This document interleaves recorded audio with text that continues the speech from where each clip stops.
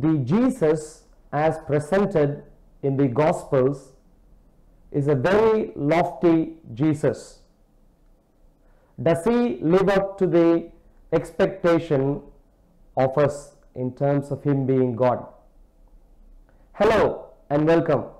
This is the Historical Jesus as God live webinar series. This is a 4-part seminar series and we are currently in our 3rd session. You may remember that in the first session we looked at the fact that the biographical works of Jesus Christ, namely the books Matthew, Mark, Luke and John, which we call the Gospels, are actually from the 1st century. In our second session, building up on the fact that the Gospels are actually from the 1st century, we went on to begin exploring if the picture of Jesus as presented in these books could be considered as historical in nature. I presented to you 3 specific points there. Firstly, the intention of the writers. We initially wanted to see if the writers, in terms of the intentions that they portrayed in their works, portrayed their work to be historical. And we found that that was in fact the case. And in that session also, we saw that the historical context used in the writings of the Gospels are also verifiable to be historical. We began looking at a 3rd point, which is what we would expand today, which is the main narration of the life of Jesus Christ. Once we had established that the intention of the writers was that their works were to be considered as historical in nature, and then establishing that the context of their writings was clearly historical, the only thing left for us to establish is that the main narration of the life of Jesus Christ is in fact historical. In this context, may I please introduce to you specific areas of the life of Jesus Christ which I consider to be what make the crux of the life of Jesus Christ. Particular Jesus was a very popular name, but in terms of identifying the Jesus of the Gospels, we are trying to look at a very specific Jesus with some disciples having extravagant claims concerning himself, with new teaching as opposed to the teaching in the religion of Judaism, miracles attributed to him, Jewish leadership being offended because of him at some specific point in time, and once they were offended, them planning to destroy Jesus, Jews accusing Jesus in front of the Roman authorities of their time, Jesus ultimately being crucified, but later the disciples of Jesus, believing that the crucified Jesus who was dead came back alive for them to see him, and then them worshipping Jesus.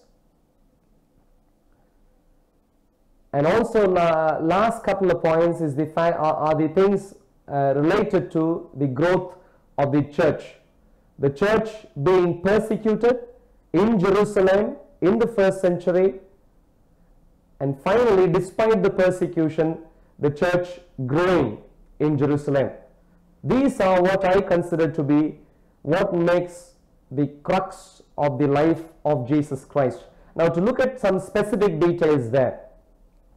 Like I said earlier, Jesus is a very popular name.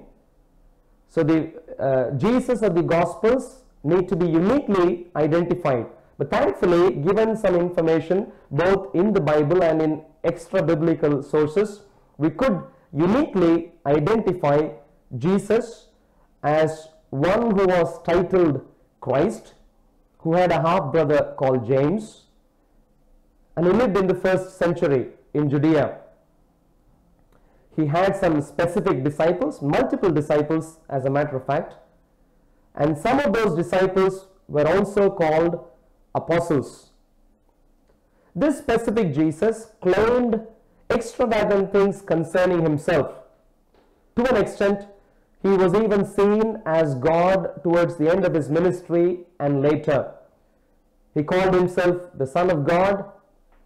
He claimed himself to be someone greater than the temple of God, or in other words, claiming to be God himself. He claimed to be the Lord of the rest day. Jewish religion had what was called Sabbath, and the Lord of the Sabbath was God himself, but Jesus claimed himself to be the Lord of the Sabbath.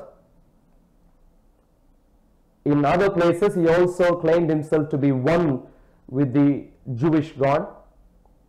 Apart from that, he claimed himself to be a teacher, to be a prophet, and to be a king. In terms of teaching, Jesus' teaching had some new elements to it. It wasn't just Judaism, although he was building his teaching upon the foundation of 1st century Judaism. He had some specific new teaching. There are a few miracles, or in fact many miracles attributed to him. At some stage in Jesus' ministry, somewhere, let's say in the middle of his ministry, 3.5 years ministry, Jesus already made enemies from the Jewish leadership of his time. The Jewish leadership were offended so much to an extent, despite seeing his miracles, because they were offended, they attributed the miracles to demons operating through Jesus Christ. Slightly later on in Jesus' ministry, Jesus' authority was also questioned by Jewish leadership, all pointing to the fact that they were offended and were not with Jesus in agreement.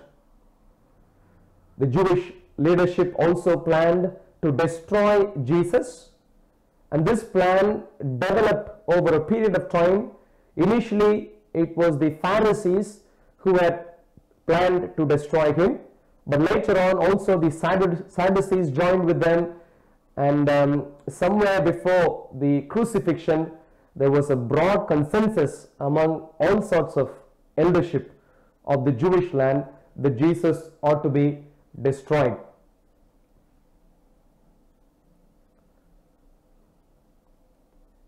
The Jewish leadership accused Jesus, and they essentially wanted Jesus to be condemned to death. In other words, they wanted capital punishment. But they did not have the authority to execute someone because they were indirectly ruled by the Roman authorities. So they had essentially escalated the issue to the Roman authority of that time, namely Pontius Pilate, who was governor over the land of Judea at that time, Roman prefect. Jesus was ultimately condemned to be crucified by Pontius Pilate, executed by crucifixion, confirmed to be dead. There is also some supernatural things that are referred to in regards to Jesus' crucifixion. The Bible specifically says there was darkness on the face of Judea at that time for about 3 hours during Jesus' crucifixion. Now, after Jesus' crucifixion, after he was confirmed to be dead and he was buried, disciples later developed the belief that Jesus had come back to life. This is also evident from some specific preaching that some of the prominent leaders among Christian church, they are preaching in the first century. Now, so far the references that were provided were of course from the books of Matthew, Mark, Luke and John. But now for this one, for the preaching of the early church, the reference provided is for the book of Acts, except also in the final line of the slide you should see documentary evidence for the book of Acts also. We have Codex Sinaiticus, which has the entire book of Acts dating from the 4th century, and we have mid 3rd century papyrus fragments P29, 45, 48, 53 and 91, which are the earliest of papyrus manuscriptal fragments supporting the book of Acts. After the disciples believed that Jesus rose up back to life, it is also recorded that the disciples worshipped Jesus very explicitly, very clearly as God. And then we move on to the last couple of things which correspond to the early church, which is that the church in Jerusalem in the 1st century was persecuted. They were forbidden from spreading news about Jesus or about his resurrection. Some of them even became martyrs and recorded in the book of Acts. But despite the persecution, we also find from the book of Acts that the church really grew in Jerusalem. In other words, we looked at some specific details about the life of Jesus Christ. I mean, roughly speaking, we spoke about the fact that a unique Jesus with some disciples had performed miracles, who had a new set of teaching on top of Judaism, who made enemies from the Jewish leadership, who had offended the Jewish leadership, and Jewish leadership essentially planning to destroy Jesus and then condemning Jesus, and the Jewish leadership escalating the issue to the Roman authorities of that time, especially the Roman prefect of that time, Pontius Pilate, and Pontius Pilate judging Jesus to be crucified, and Jesus believed to have been risen up to life after he was dead, and the church believing that Jesus was alive, worshipping him and also growing in numbers despite persecution. That roughly makes up the narration of the life of Jesus Christ as presented in the gospel accounts mainly, and for some portion of the history of the early church, the book of Acts also. Now that is precisely the challenge which we face right now. Can we verify this crux of the life of Jesus Christ to be historical in nature? And here is where we are going to get some help from 1st century and early 2nd century historians or other writers who have alluded to historical points, for us to see if their writing and their recording corroborate the crux that we see in the Gospels. If we manage to accomplish that, what we would find is that the Gospel accounts are truly historical in nature, both in its context and in the main narration of the life of Jesus Christ. So that's exactly where we are right now.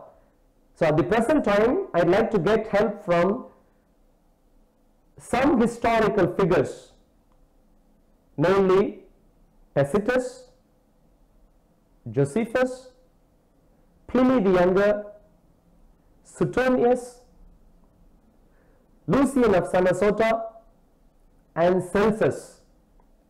we would see some specific details about these people in the time remaining and their specific writing. Firstly, Tacitus. Tacitus is a very popular Roman historian of the 1st century. He was believed to be born in AD 56 and he lived up to early 2nd century, I believe around AD 118. Tacitus is very popular not alone merely as a historian but as a historian who had a very excellent command over Latin. His writings are understood to be succinct in its communication. He was a Roman senator and therefore had access to official Roman Senate records, using which he wrote his writings. There are two major writings from Tacitus which survives today. Firstly, histories, and secondly, annals. Now these two actually were made available to us in one volume compilation, from which we understand that these were in fact two separate books which were compiled together later on. Histories and annals. In histories and annals, Tacitus actually gives some very detailed history of the first two dynasties of Roman emperors. He gives succinct details from the information that was made available to him from records in the Senate, it is believed.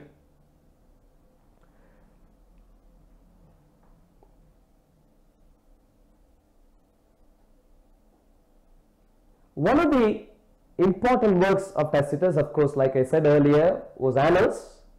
And in Annals chapter 15:44, Tacitus makes a specific set of remarks about an event which happened in AD 64 during the reign of Emperor Nero.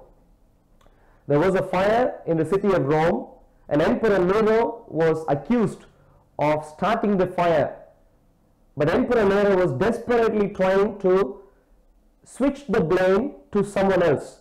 It is in this context Tacitus notes the specific thing you see on your screen right now.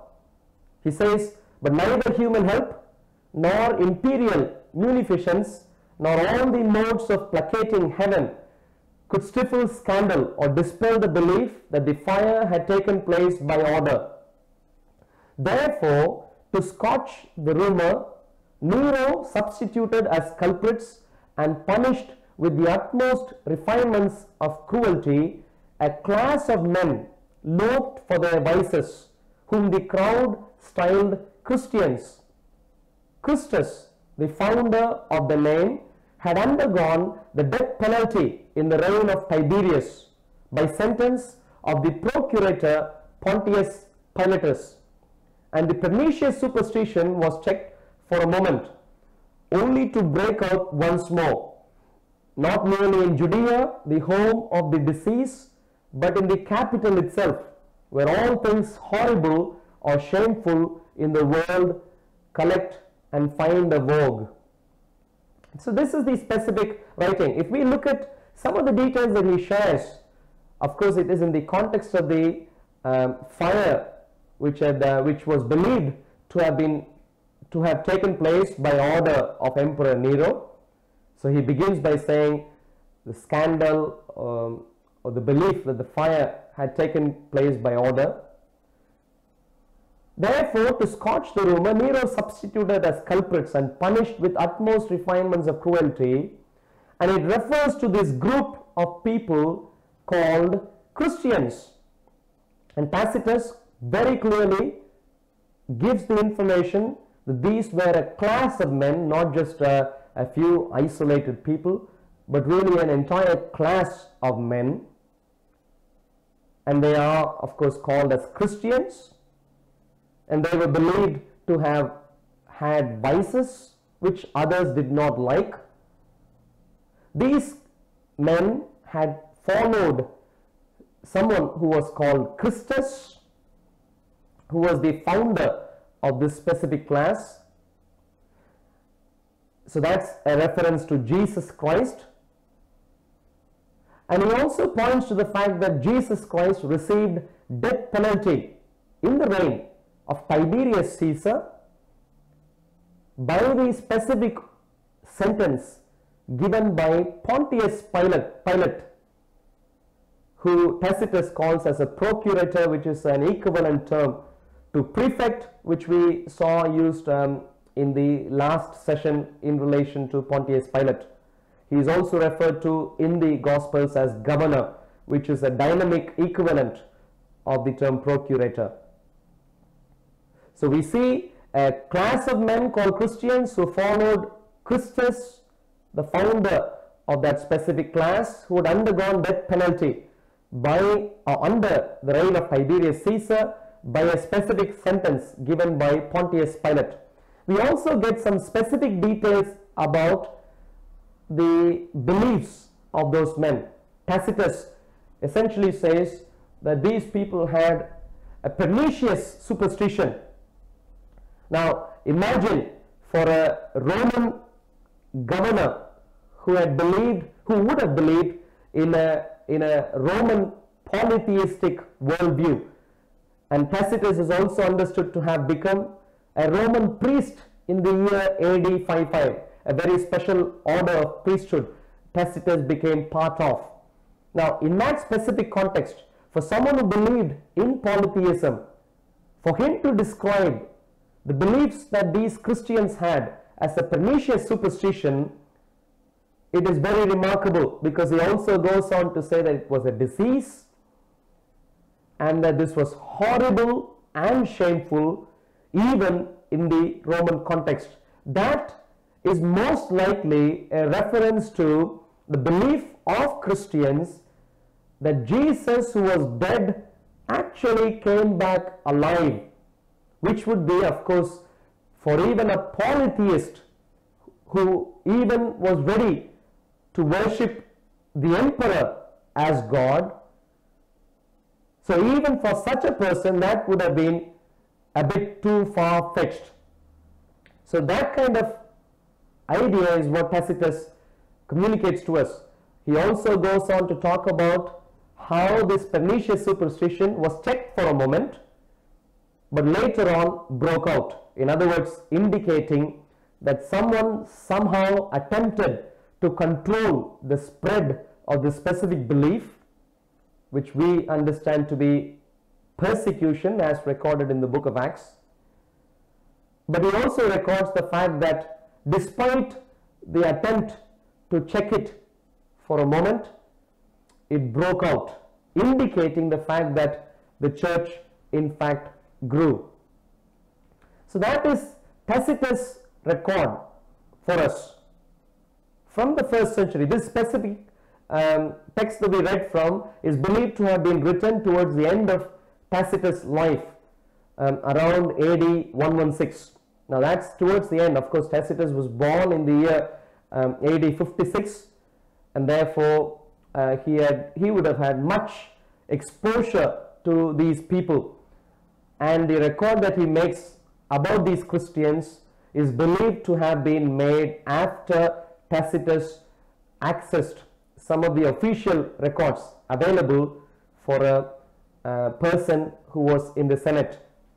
Now moving on, the second historian we are going to look at is Josephus, who was a Jewish historian. Now Josephus, despite being Jewish, he also later on became someone who was aligned with Roman emperors. He initially fought for the Jews, on behalf of the Jews, against the Roman emperor, person called Vespasian, who later on became a Roman emperor.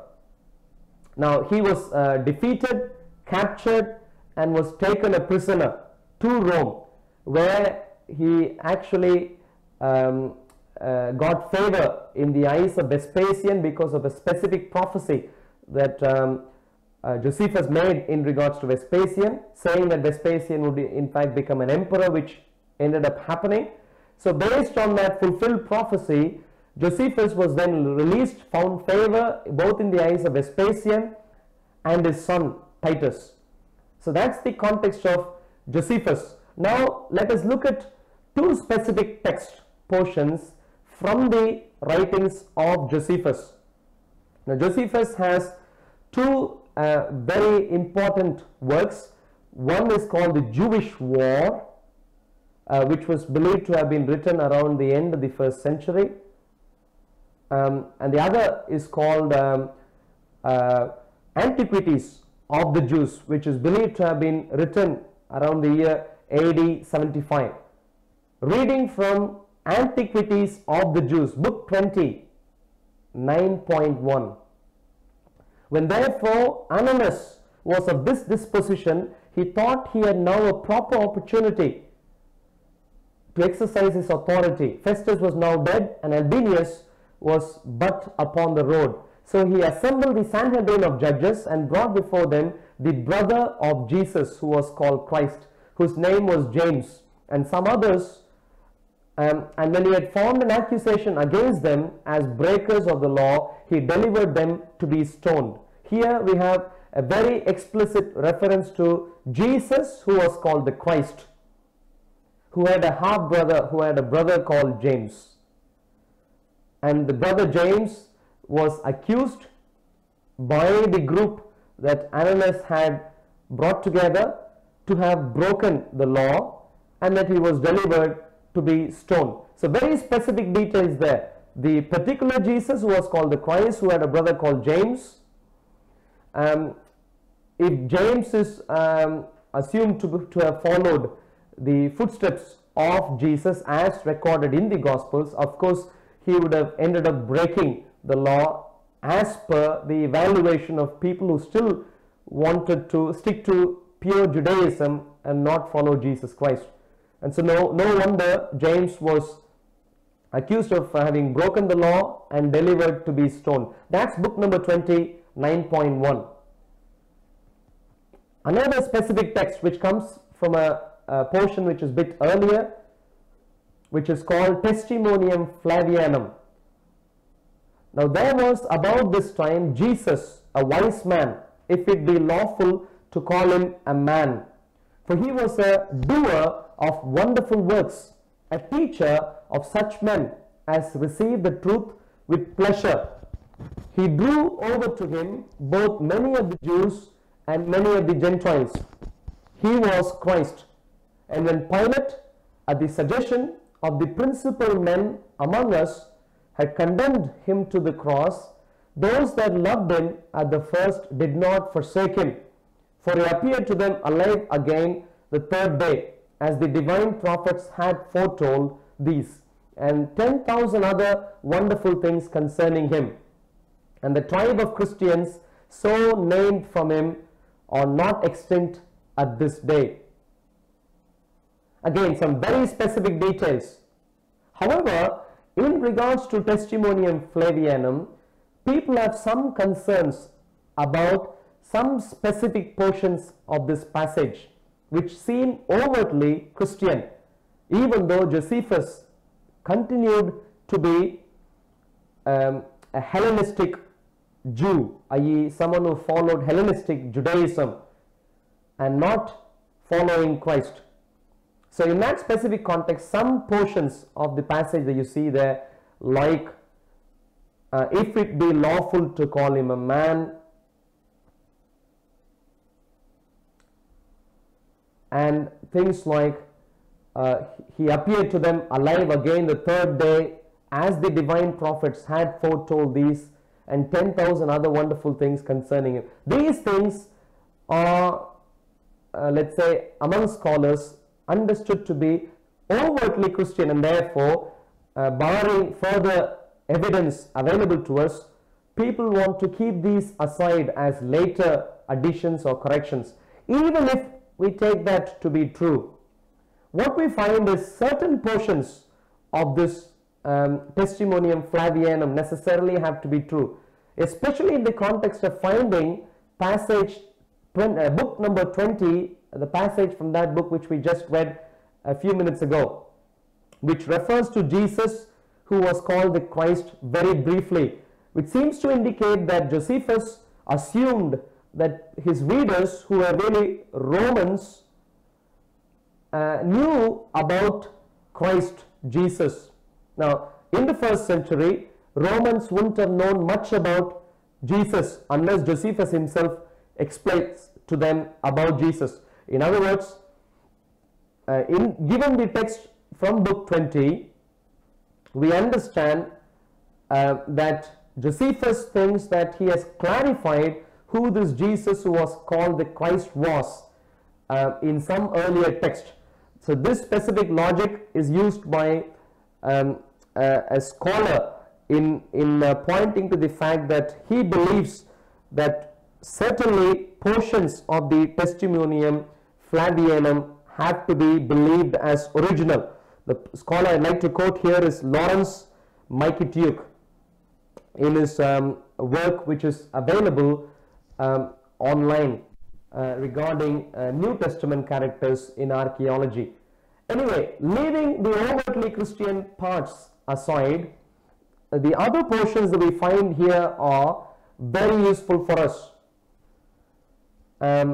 Josephus mentions that Jesus was a doer of wonderful works, a teacher also, and that he had many disciples. He drew over to him both many of the Jews and many of the Gentiles. So someone who had following both from the Jews and from the Gentiles at the time of Josephus' writing, which is consistent with the gospel records. Josephus points to the fact that Pilate had condemned Jesus to the cross, and he also points to the fact that principal men among us, i.e. Jewish leaders, accusing him and essentially taking Jesus to Pilate for Pilate to condemn Jesus. Now Josephus also points to the fact that despite Jesus being condemned, those who loved him at the first did not forsake him. In other words, the following that Jesus had, namely the church, actually continued following despite the crucifixion of Jesus, which alludes to the existence and the growth of the church in Jerusalem in the first century. Of course, the other parts are arguable in terms of them being overtly Christian, but there is one other part, which is the final line where he says the tribe of Christians so named from him. So he also points to the fact that the disciples that Jesus had were specifically called Christians. So in the Testimonium Flavianum and in book number 20 of Josephus' work, The Antiquities of the Jews, Josephus gives some specific details about Jesus, which we find to be consistent with the gospel narratives. Now, moving on, the third historian I'd like to talk about is Pliny the Younger. Now, Pliny the Younger was also a very influential official, much like Tacitus, in the Roman Empire. Now, he wrote many letters to all sorts of different people, including to his friend Tacitus. But one specific letter is what we are going to look at in regards to details about Jesus Christ and Christians. This specific letter was written to Emperor Trajan. Now, Pliny the Younger actually wanted to get help from Emperor Trajan in regards to treatment of a specific group of people who Pliny the Younger comes across, who seem to be the Christians as recorded in the Bible. And Pliny the Younger essentially reports to Trajan about some vices of these Christians, and he wants to get some advice from the emperor in regards to how the emperor wants these Christians to be treated. So that's the specific context. Pliny the Younger and his work, which is today called the epistles or the letters. And I'm going to read to you from Epistles chapter 10, 96. Pliny the Younger writing to Emperor Trajan. In the meanwhile, the method I have observed towards those who have been denounced to me as Christians is this. I interrogated them whether they were Christians. If they confessed it, I repeated the question twice again, adding the threat of capital punishment. If they still persevered, I ordered them to be executed. For whatever the nature of their creed might be, I could at least feel no doubt that contumacy and inflexible obstinacy deserved chastisement. There were others also possessed with the same infatuation, but being citizens of Rome, I directed them to be carried thither. So Pliny the Younger refers to Christians in his letter, and he points to the fact that Christians held on to which Pliny the Younger found to be very unusual, even in the context of being the Roman, which believed in the Roman polytheistic setup in regard to God. The belief the Christians is for them. These Christians before them, just ask them if they were Christians. If they say no, they go back alive. If they say yes and they insist on being Christians, Pliny the Younger threatened them with capital punishment. And if they, despite the threat, continued to follow or to be Christians, they were eventually executed also. Only in the case of citizens of Rome, Christians were spared immediate death penalty and were actually taken to the emperor for punishment. So that's a reference to Christians. The more crucially, he goes on to say, however, the error was that they were in the habit of meeting on a certain fixed day before it was light. Alternate versus a hymn to Christ as to a God, and bound themselves by a solemn, but never to commit any, never to falsify their word, nay, a trust when they should be called upon to deliver it up. After which it was their custom to separate and then reassemble to partake of food, but food of an ordinary and innocent kind.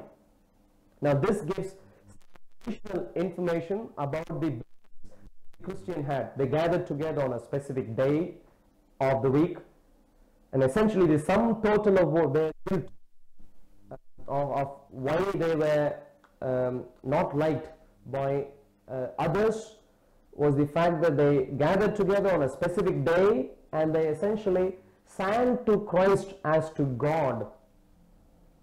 They essentially considered Christ as God, and they also, let's say, bound themselves by oath. They also committed themselves to do good things, not to do bad things, but to do good things, like not any fraud, doing no robbery or thievery or adultery, never to lie, never to deny the Christ who they believed in, even if they were to face persecution. And then they separated again to only reassemble later. Also part of their custom was to have what Pliny describes as food of an ordinary kind. Now maybe in the context of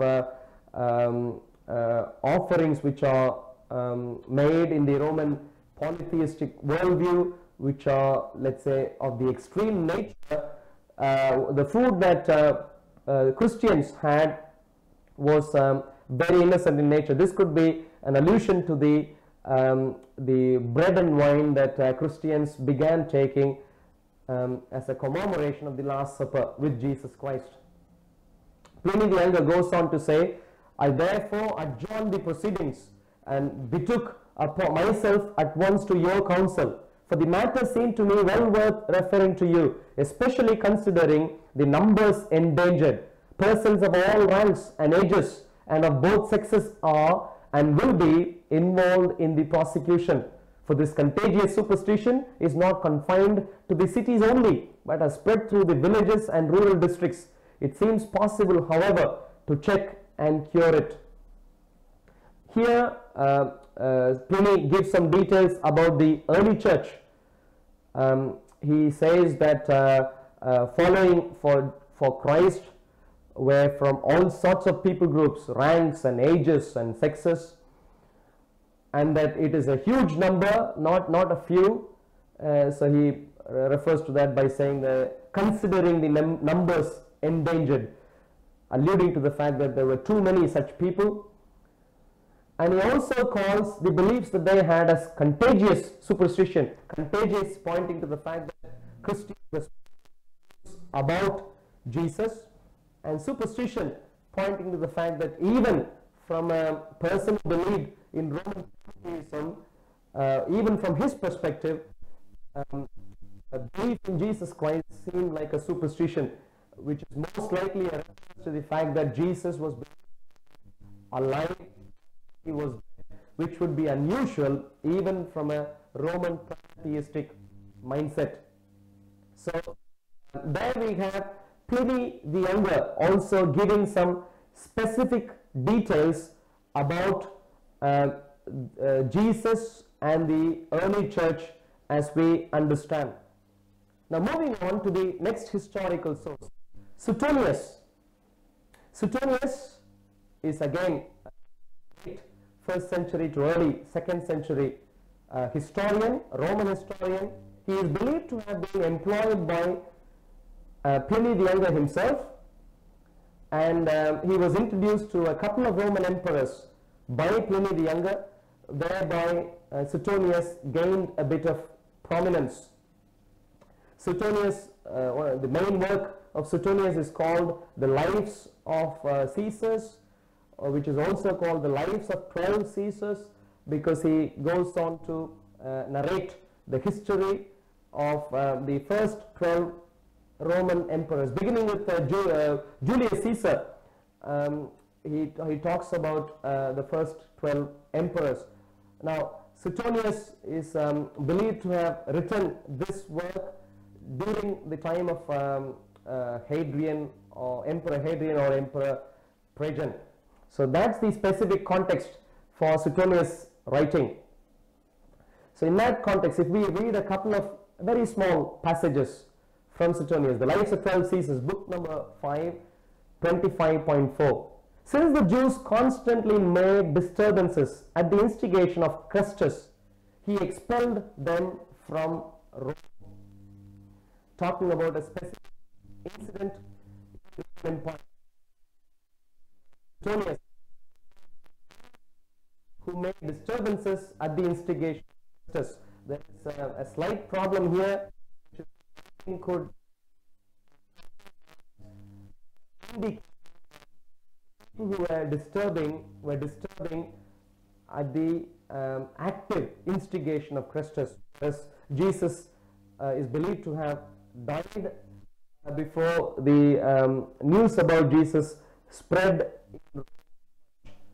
But the writing also could possibly mean that it is a passive instigation by Crestus earlier.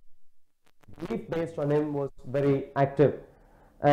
He also points to the fact that it were Jews who did this, which is quite accurate in the context that the first Christians were Jews. But it would have been better if Suetonius pointed to the fact that they were called Christians as opposed to mere Jews. So there are problems in the specific passage.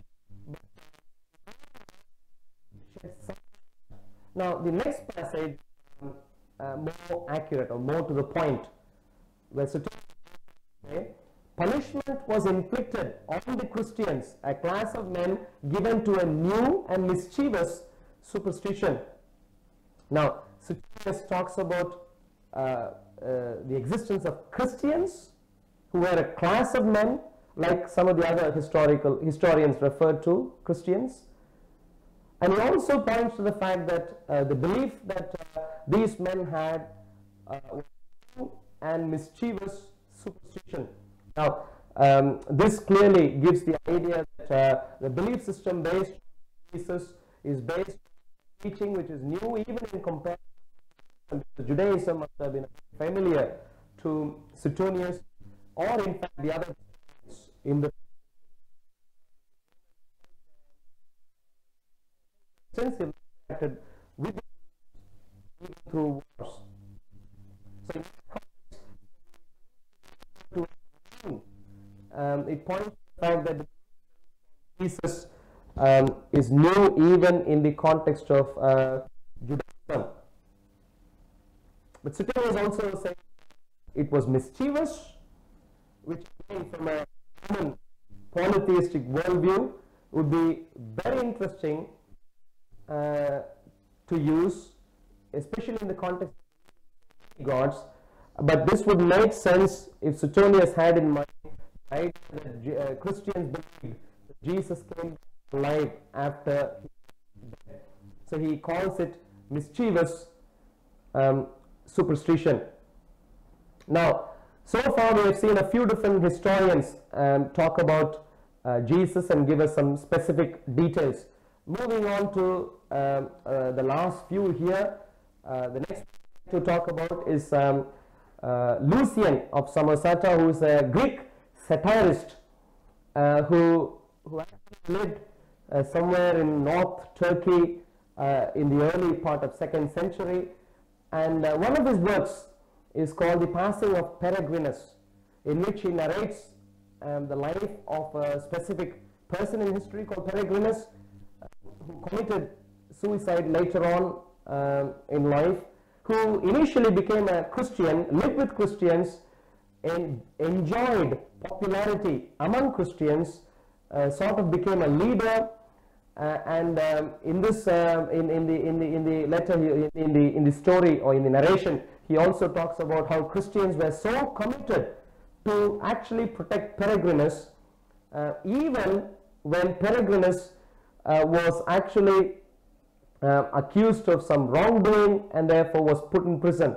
Christians supported him. Christians did all sorts of things that were possible in their means to help him.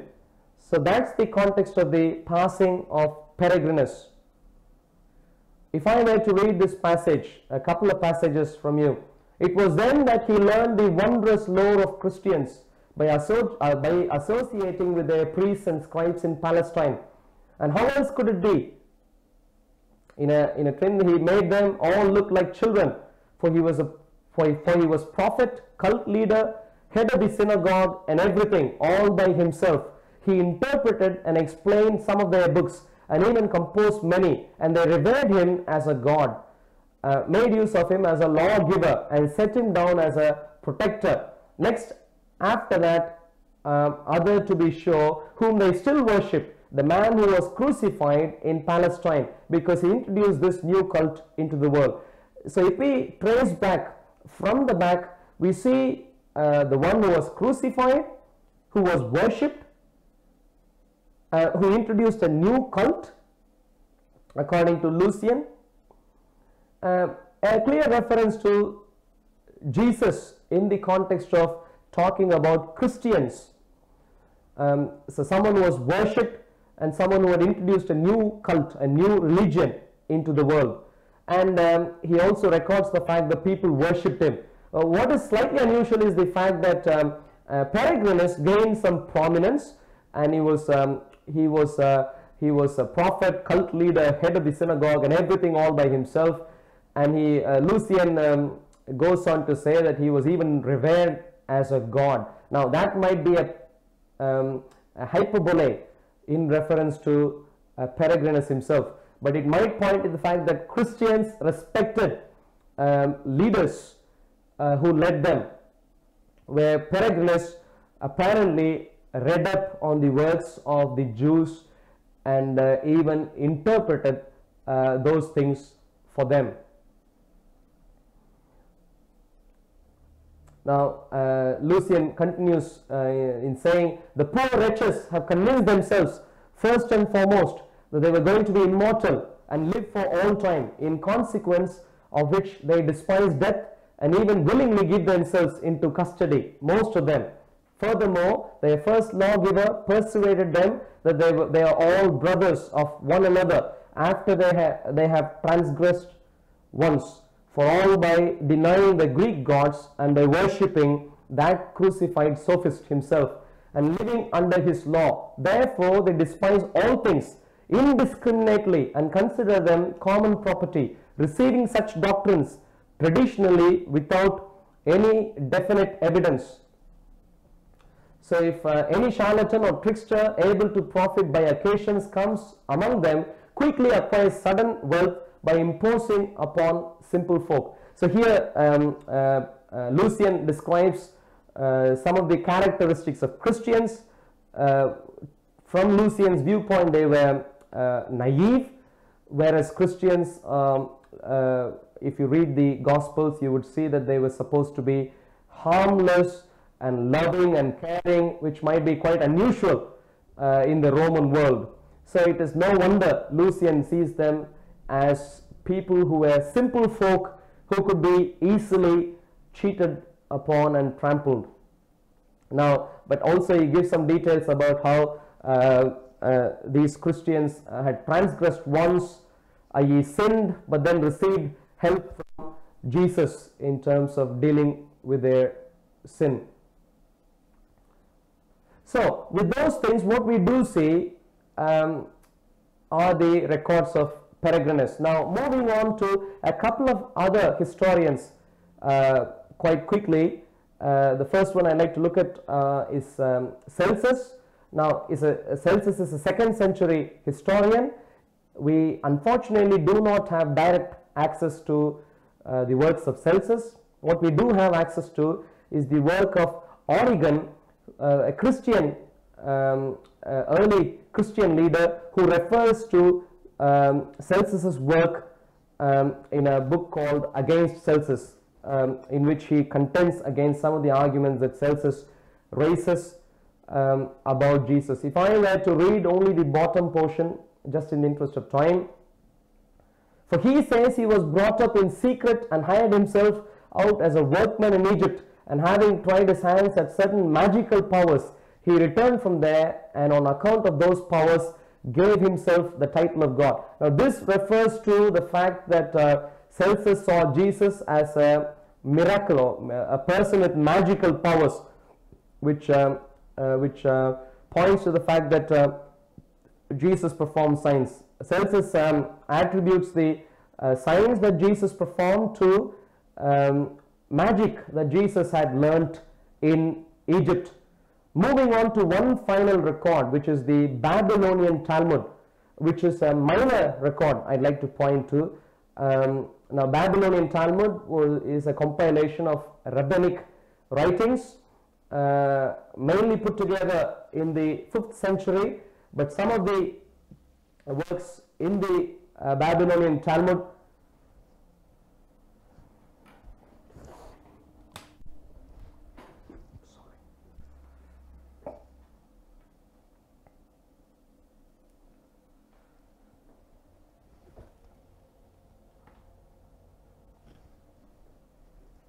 apologies, there is a technical glitch there, and if we briefly ignore that.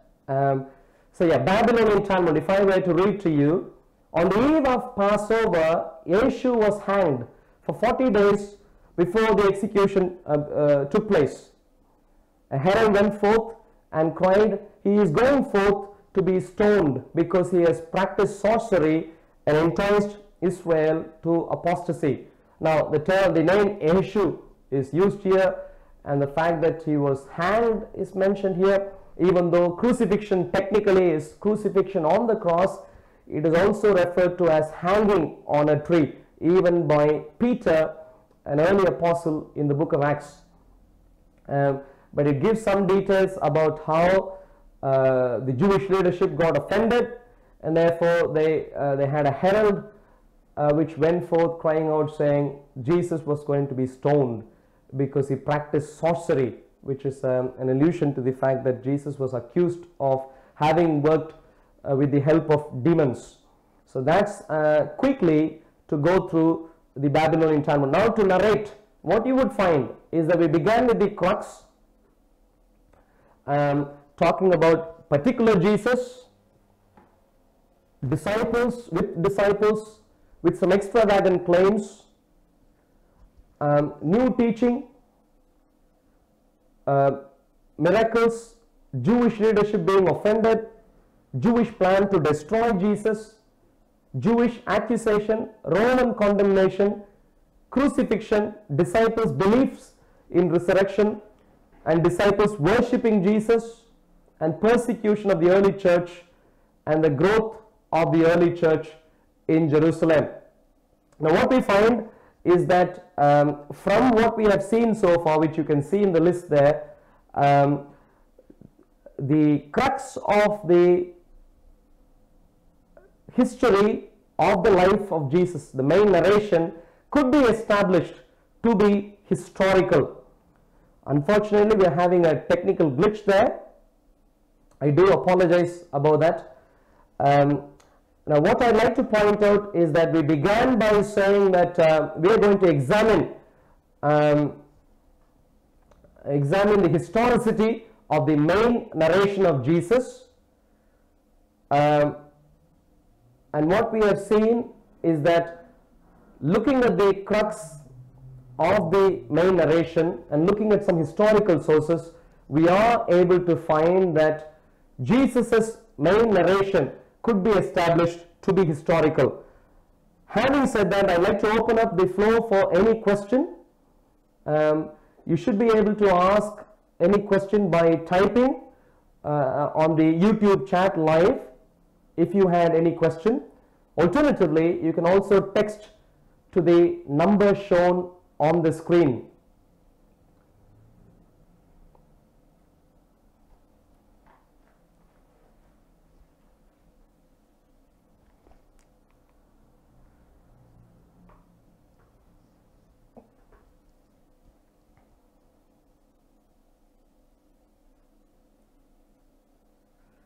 I do apologize for the technical glitch. I don't see any questions coming through, and therefore, if I may wrap up in the interest of time. So, in session 1, we saw that the gospel accounts of the life of Jesus Christ are in fact from the 1st century. In the second session, we saw that the context, historical context presented in the gospel accounts could be verified to be historical in nature. In the third session, i.e. today's session, we see the main narration laid in the historical context as we found in the second session. The main narration could also be verified to be historical. In other words, the crux of the Gospels, seen in the right context of the Gospels, could be verified to be historical. Now, with that, we have made a huge leap in our attempt to study about the historical Jesus. In the session, which is going to happen next Tuesday, what we would see is the final thing, which is based on the idea that we have established that the gospel accounts are in fact historical in nature, i.e. the gospels are documents of history. We can then move on to evaluate if the belief system that the early Christians had could be verified to have indicated clearly and logically indicating the fact that Jesus, the historical Jesus as presented in the Gospels, was in fact and is in fact God. So with that, we would come to an end in our 4-part live seminar series. The next session, Historical Jesus as God, 10th of October, 7:30 to 8:30, would be the last session in this 4-part installment. I do thank you for patiently watching, and I do apologize for the technical glitches that we have faced, but I do hope that despite these technical glitches, some of the things that we had looked at today and in the last two sessions, and some of the things that we look at in our next session, would help us come to a conclusion that the historical Jesus is in fact God. Thank you very much, and may God bless you richly.